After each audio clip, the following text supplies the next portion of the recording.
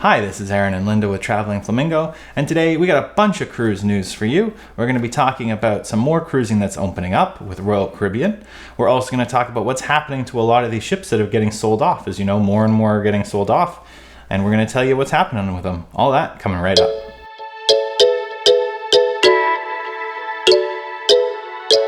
So on October 8th, we actually got news of another country that's resuming cruising, and it is Singapore. Singapore's tourism board has come up with rules and restrictions for safe cruising that's actually going to be starting only in a month in November. And, they've got some enhanced safety protocols, some of which we've heard before with the healthy gateways in Europe and even the CLIA's regulations for the US. So the STB, the Singapore Tourism Board, has come out with a cruise safe certificate program to ensure the safety all the way from pre-boarding to disembarkation. And the cruise lines have to get this certificate. They have to be approved for cruising to start. So some of those requirements are that it's a round trip only, no ports, no stopping at ports. And we actually saw Germany trying this a little bit. So, no ports out and back. The ships are actually all the way down to 50% capacity. And it is only for Singapore residents. So this is really a start for them and get some economy going and for the cruise line industry to test, but it's pretty limited in who's going to get to try.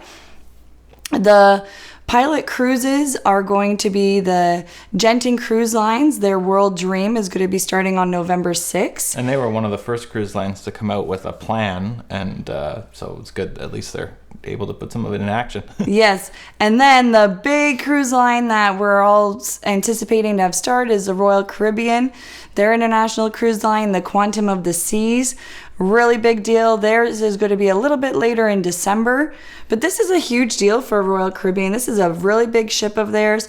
I can see how people would want to go on it 4 or 5 days and just experience the ship. You're not cruising for where you're going. You're cruising for a getaway and experience everything that ship has to offer. Yeah, end of the day, they're giant floating kind of hotels. And so you can try this, giant floating hotel and everything that's on board, from the different sports activities, the different food, et cetera, et cetera. So it's a good idea, really.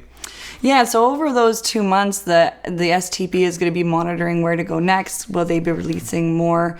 And in Italy, we did see that they are allowing Italian passengers to be stopping at Italian ports. So maybe they will look at bringing that in.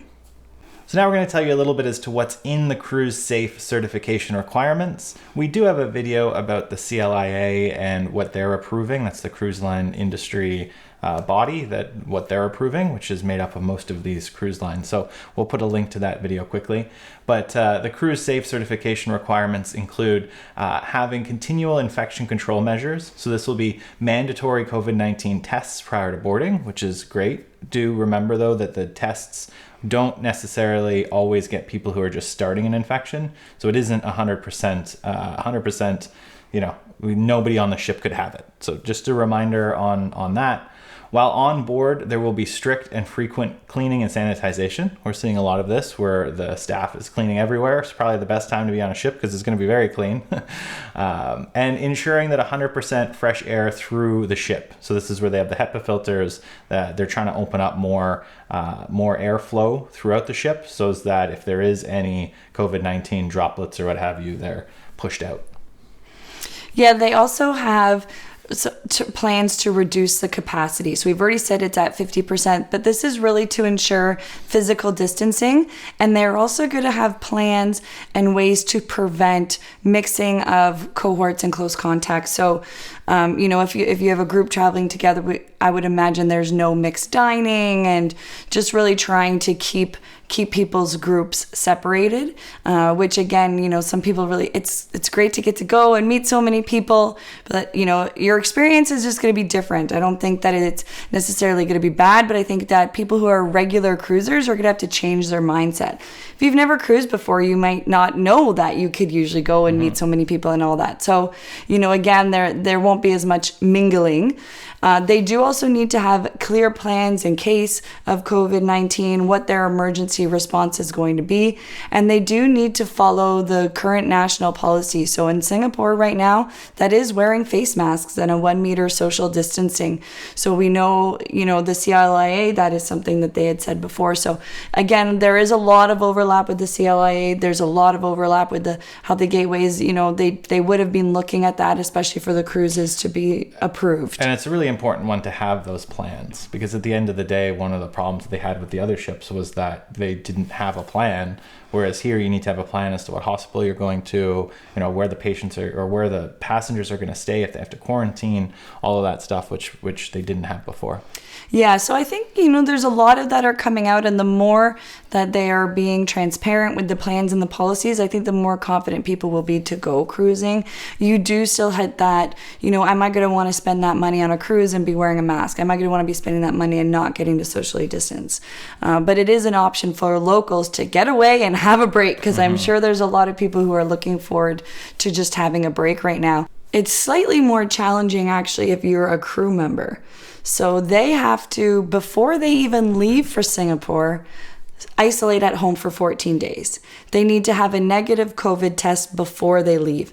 Then once they arrive, they have to do a stay at home and isolate again for 14 more days. So you've got a whole month there, 14 days at home, then you get there, and then you're going to have another 14 days that you're having to stay at home before you're able to start working and all that. So that's probably another reason they can't even start for a month, because if you have workers coming internationally, that's going to be the policy for them, and then they will be tested before the sailing starts, and testing frequently throughout for employees too. Yeah, which is great. Good amount of testing and quarantining of the staff. It does make me think, though, what about the States? Everybody wants to know, what about the States? The CDC had extended the no sail order. There was a rally in Miami just this last week from, people who are work at the cruise line, travel agents, and they're saying, like, we want it back. We've got these requirements in place. The CLIA has said this is what we're going to do. Cruising has started elsewhere in the world. You're opening up other entertainment, other industries. Why can't we open? Yeah. So I see that challenge in people, really wanting to get back to work and doing what they love. Yeah, absolutely. So if you recall, there's been quite a number of cruise ships that have been sold off. They've been most of the time saying that they're going to sell them off for other cruise lines to buy. But I think it's been difficult for them to try to find buyers in this market. And so it turns out a lot of these are winding up being scrapped. Yes, so at I believe you pronounce it Alaga, it's a shipyard in Turkey. That's where a lot of these large cruise ships go, and we are seeing some of them mid-demolition, and then what happens is they're sold for scraps. And as Aaron said, this is where they go when they're no longer needed and can't be purchased. And so at this shipyard in Turkey alone, business is up 30%. So that's quite a bit. And you can see, some of the swimming pools still, and the carnival funnel. And these are some pictures from CNN. So, prior to COVID, some of these cruise companies had in the plans cruise ships that were being built. So these are ones that, it's not their new ones, but these are ships that they're saying we don't need. We have newer ones coming down. They're more expensive to run or operate, and they're not worth keeping even because they're going to be more expensive to operate because they're older ships, even if no one's on it. So they're trying to get rid of the older ones. The new ones are taking a bit longer to build. So a lot of the new ships have been sort of delayed, but...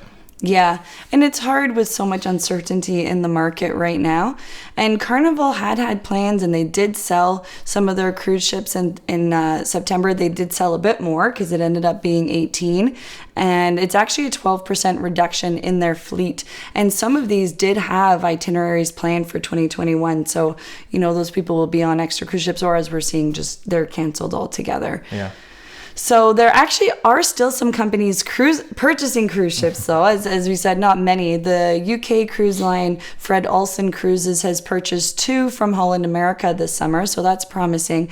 But also not as surprising, the UK cruise line, because cruising has started in the UK and in Europe. So, but most cruise lines, as we said, are not yeah, cruising. they're not in the market. they're not buying, they're selling. But it's really interesting looking at these pictures, because what they first do is gut the inside, so all the furniture and all of that is taken out, the fixtures, and then that's sold locally. So you can see some of that down there. And then they sort of take the ship apart from the front to the back. So the front has multiple decks already gone, but the back is totally intact and looks completely fine. So it's just sort of interesting to see this a little bit. I know, bittersweet. It's great to hear. We told you some cruising is starting and Royal is starting, but then it's sort of interesting to see what happens to some of these cruise ships as well. Yeah, absolutely. So let us know in the comments below, what do you think about these cruises that are going out and coming back, starting in Singapore? What do you think about cruising in North America, in the Americas? And what do you think of these cruise ships that are being scrapped as well? Yeah, would you, if you're in the US, would you take a cruise ship out from, Florida or from, wherever, and just sail out for 3 days, come back? Would that be something that you'd be interested in if they brought this sort of model over? I would be interested. I would take a few days break. So, let us know in the comments below. We do love having that conversation with all of you. Thank you so much for watching, and happy travels.